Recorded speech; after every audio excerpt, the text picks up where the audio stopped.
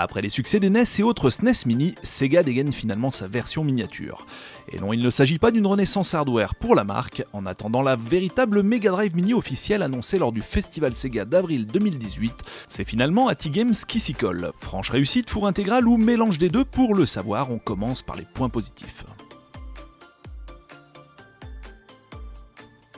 Première différence avec la SNES Mini, le port cartouche. Et oui, car si cette Mega Drive embarque bien des jeux préchargés, elle vous permet également d'utiliser vos propres cartouches d'époque.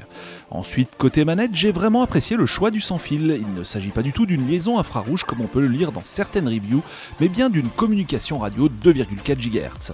Vos proches pourront donc passer entre vous et votre téléviseur sans que cela ne pose problème. Et dans l'ensemble, même si on note un très léger décalage aux commandes, cet écart est pas pénalisant du tout, y compris pour les jeux les plus rapides. Et puisqu'on parle des manettes, ATGames a eu la bonne idée d'intégrer deux prises DE9 similaires à celles de la Mega Drive. Vous pourrez donc utiliser de véritables pads Mega Drive et ça, c'est plutôt cool.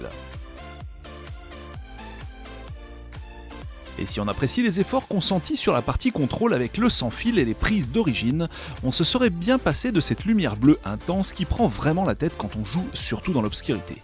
Ah, et puis tant qu'on y est, les piles fournies d'origine n'auraient pas été de trop, sans oublier un système d'ouverture de capot sans tournevis s'il vous plaît. Ensuite, concernant l'interface, le moins que l'on puisse dire, c'est que cette dernière n'est absolument pas intuitive.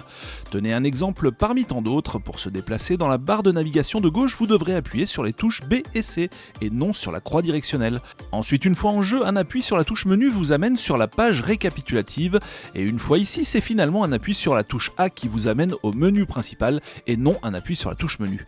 Ici, la conception générale de l'ergonomie est dictée par un précepte bien connu, pourquoi faire simple quand on peut faire compliqué ?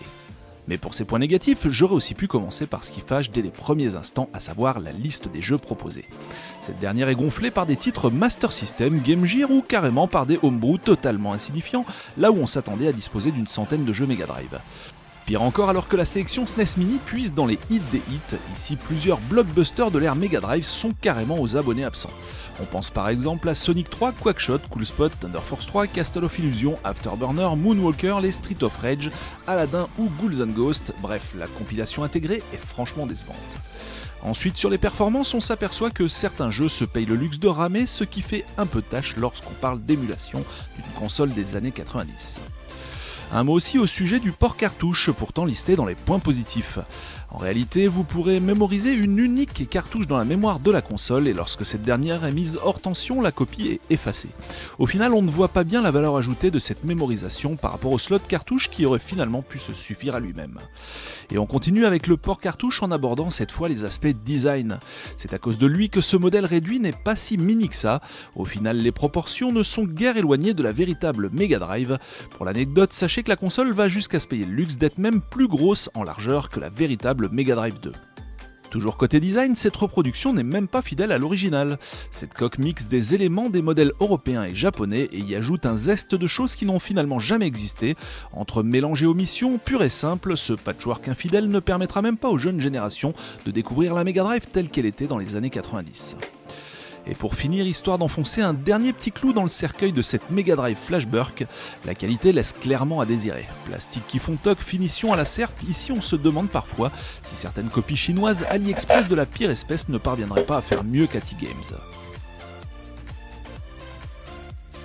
Bref, vous l'aurez compris, je n'ai pas vraiment été transcendé par cette réplique nostalgie de la légendaire Mega Drive de Sega. Même si vous êtes un grand fan de la machine ou simplement désireux de la découvrir, je vous recommande de passer votre chemin. Attendez de voir ce que donne la nouvelle Mega Drive Mini officielle qui vient d'être annoncée par Sega ou jetez carrément un œil du côté de l'émulation.